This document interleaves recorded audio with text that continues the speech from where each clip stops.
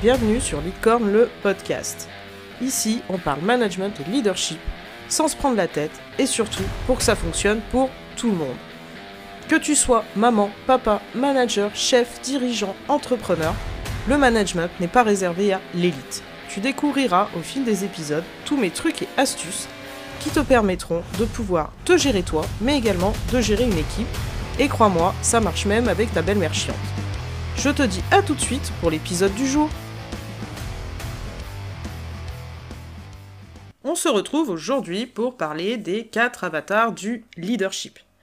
Peut-être que tu connais cet outil qui s'appelle le disque, avec 4 couleurs. Tu as le rouge, le jaune, le vert et le bleu. À chaque couleur va correspondre certaines caractéristiques de personnalité, certains traits, et ainsi de suite, qui permettent en fait de comprendre comment toi tu réagis, comment l'autre peut réagir et comment communiquer ensemble. Ici, j'en ai fait une variante, et je te donne un petit peu le spoiler du truc, c'est que cette variante, je l'ai créée, moi, de mon côté, avec cet univers gaming, puisque c'est une de mes passions, donc je voulais en fait créer des personnages auxquels tu pourrais t'identifier, avec des caractéristiques qui sont, pour moi, faites sur mon expérience terrain. C'est-à-dire que à chaque avatar que j'ai créé correspond une personne, pour moi, voire plusieurs, que j'ai pu rencontrer dans la vraie vie.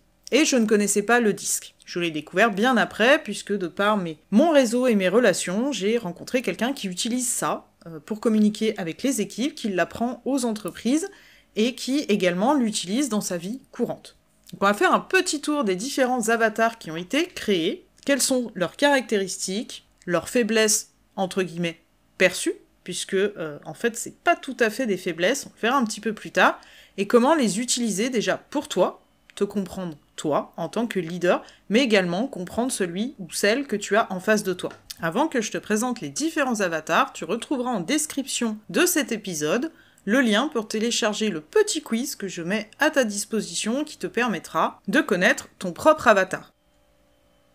Premier avatar, le guerrier. Donc notre guerrier, qui il est ? Le guerrier, c'est le moteur du groupe. C'est-à-dire, c'est la personne qui va foncer droit devant. J'ai envie de dire qui va même foncer avant de réfléchir. Donc c'est quand même un super avantage parce que le guerrier, il a pas peur. Le guerrier, tout ce qui l'intéresse, c'est le résultat, avant même d'anticiper le chemin et l'analyse qu'il faut en faire. C'est pas une personne qui va rester sur place. C'est vraiment quelqu'un qui va avancer. C'est un atout. C'est un réel atout d'être comme ça, puisque on n'est pas dans la procrastination, on est carrément dans l'action, mais petit bémol, il faut quand même faire attention à analyser un tant soit peu ce qu'on fait. C'est une personne qui, en tant que leader, va être plutôt directif, c'est-à-dire donner des ordres gentiment, j'entends, avec bienveillance, mais plutôt donner des ordres, on va faire ci, on va faire ça, on y va, on avance. Donc c'est pas quelqu'un qui va forcément être toxique, c'est un petit peu le mot magique en ce moment, les managers toxiques, mais c'est pas quelqu'un qui sera forcément toxique, mais en tout cas, c'est quelqu'un qui va clairement faire avancer les choses et faire bouger les choses. C'est une personne qui prendra des décisions, qui va les assumer et qui de toute façon les portera jusqu'au bout. Une personne qui a les épaules larges et qui y va clairement un petit peu trop en mode frontal. Donc ça, au terme de communication, directif, un petit peu frontal, donc effectivement, quand il se retrouve face à d'autres profils avec sa manière de communiquer, peut être un petit peu blessant sans le vouloir, parce que c'est vraiment sa manière à lui de fonctionner. Ensuite, nous avons notre deuxième archétype qui est le voleur. Donc le voleur, c'est le super ninja de l'équipe, c'est-à-dire quelqu'un qui va être très agile, que ça soit dans sa communication, que ça soit dans son attitude, son comportement, et qui va plutôt utiliser la ruse et le charme. Alors dit comme ça, c'est super négatif, puisque ça fait manipulateur. Effectivement, il y a des gens qui s'en servent comme ça. Je suis sûre que t'as un exemple. En tout cas, de mon côté, j'en ai un. Il faut pas tomber dans ce côté stratège vipère, il faut plutôt être stratège, mais en collectif, mais c'est une personne qui va savoir se faire apprécier de tout le monde, qui va un petit peu naviguer entre deux eaux, et qui sait écouter aux portes. Ça aussi, c'est très négatif, tu me diras, mais pas du tout, parce que ça a quand même un avantage d'écouter. Alors, quand je dis aux portes, c'est d'écouter un petit peu les bruits de fond que tu peux avoir en termes de communication entre collègues, puisque ça te permettra, la majeure partie du temps, d'éviter beaucoup de conflits. C'est un type de personnalité qui prendra ses décisions en fonction de l'unanimité qu'elles peuvent apporter, puisque son objectif, c'est quand même de plaire à tout le monde. Voilà, c'est ce côté un petit peu charmeur. L'effet qui se coule de ce truc, c'est que tu as certaines personnes donc, qui sont dans le voleur manipulateur, qui du coup n'assumeront pas leurs décisions, puisque le voleur, lui, tout ce qu'il veut, c'est être apprécié. Donc forcément, si on lui fait remonter que ses décisions ne sont pas les bonnes, il va avoir tendance plutôt à dire que c'est pas de sa faute ou que les autres n'ont pas compris. Donc ça, c'est vraiment un point d'attention.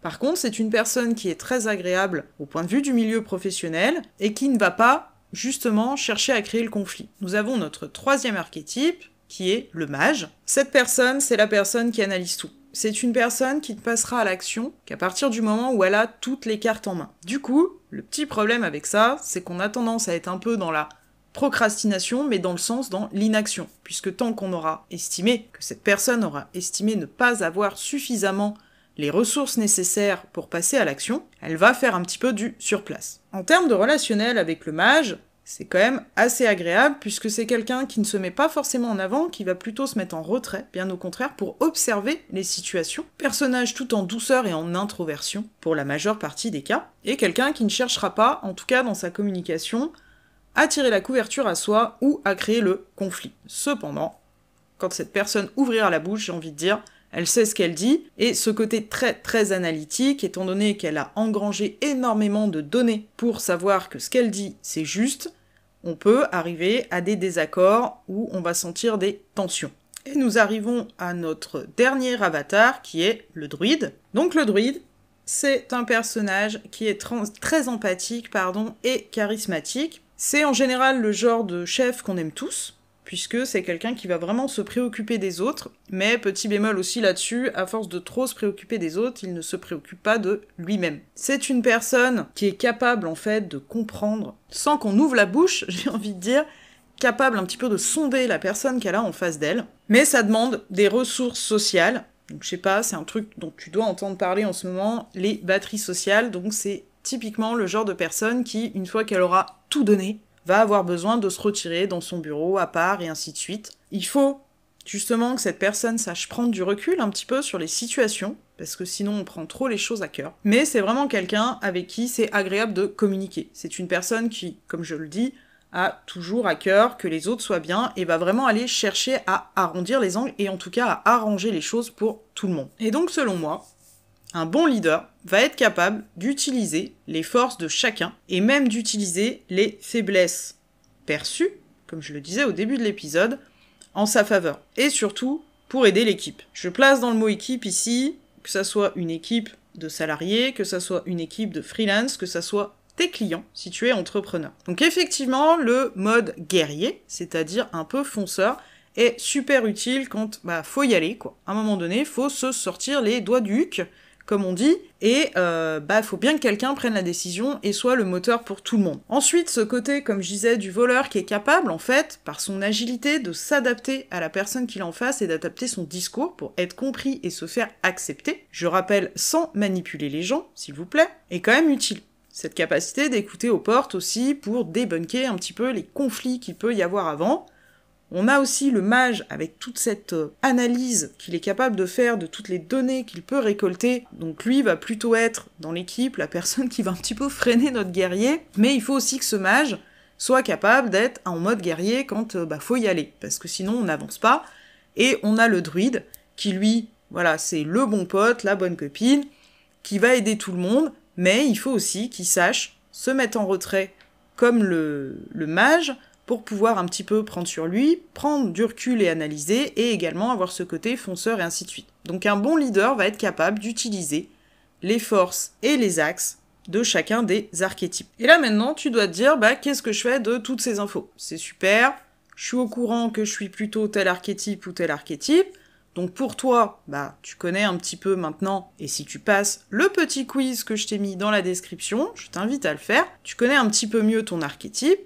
Mais qu'est-ce que tu fais de ces infos ? C'est super utile, un petit peu, pour savoir détecter la personne que tu as en face de toi, et pour savoir comment communiquer avec elle. Quand tu es un dirigeant, c'est souvent là où il y a des petits soucis et des petits couacs, c'est dans la communication, parce qu'on se rend pas compte, parce que nous, par exemple, si tu veux, moi je suis un mix entre le mage et le druide, de base. Et ça m'arrive de me foutre en mode guerrier, et puis d'y aller en mode frontal, et des fois, en termes de communication, je suis en communication de guerrier, pas le temps.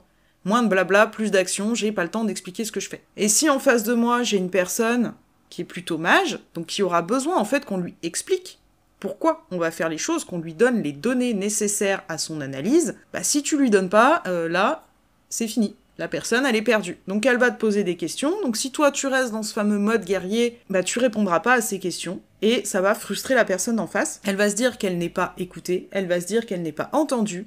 Et qu'on ne reconnaît pas ses compétences, qu'on ne la reconnaît pas en tant que personne, et ainsi de suite. Donc une des grandes compétences, effectivement, à développer quand tu es dirigeant, c'est l'écoute. Et peu importe dans quel archétype tu te trouves, pareil, pour communiquer avec un guerrier, que tu sois n'importe quel autre des archétypes, crois-moi qu'il vaut mieux y aller en mode guerrier. Alors, ça veut pas dire lui hurler dessus, c'est pas ça que je veux dire, mais c'est plutôt moins de blabla, plus d'action, on va droit au but. Le résultat qu'on veut, c'est ça. On peut donner rapidos les différentes étapes dont on a besoin, mais le guerrier, lui, ce qu'il veut, c'est la finalité du truc. Quand tu vas être avec un druide, le druide, il va avoir besoin de comprendre pourquoi tu fonctionnes comme ça, de comprendre pourquoi on va faire ça, et les implications un petit peu que ça a pour les autres et pour lui-même, au niveau émotionnel et empathie. Et notre voleur, quand tu communiques avec lui, il va essayer de te charmer, parce que peut-être qu'il est pas d'accord avec toi, mais il va surtout pas te le dire, puisque son objectif, c'est quand même de se faire kiffer par tout le monde. Et là, il va falloir savoir détecter un petit peu le non-verbal. Donc c'est une personne qui va pas être fuyante, mais qui va essayer de te dire « Ah mais si on faisait comme ça, mais tu comprends, mais moi je préfère ça ». Donc là aussi, avec ce genre d'archétype, il faut quand même aller droit au but et lui dire, et ne pas laisser, entre guillemets, de faille, et lui dire « Bah écoute, c'est comme ça, l'objectif est là, il a été fixé, on est tous d'accord », de recadrer un petit peu les choses. Donc effectivement, une des grandes compétences des bons leaders et des bons dirigeants, c'est l'écoute active, mais c'est également de savoir adapter son discours pour être compris. Et pour adapter son discours, il faut que tu comprennes la personne que tu as en face de toi, comment elle va réagir, si elle a besoin, comme le mage, qu'on lui donne toutes les étapes, si elle a besoin, comme le voleur, qu'on lui laisse un petit peu, pas vraiment d'échappatoire, si c'est plutôt un druide qui aura besoin qu'on lui explique l'implication générale du projet et ce que ça va accomplir pour tout le monde et pour lui-même. Et si tu as un guerrier qui, lui, va préférer qu'on lui donne, je vais pas dire le moins d'informations possible, c'est pas ça du tout, mais qu'on aille droit à l'essentiel. Cet épisode est terminé, donc j'espère que tu as un petit peu mieux appréhendé ce concept d'archétype. Tu peux également te tourner vers le disque si ça t'intéresse. Tu as également l'énéagramme et tout un tas d'autres outils possibles. Je vais te souhaiter une belle soirée ou une belle journée en fonction de l'heure à laquelle tu écouteras cet épisode et je te dis à bientôt.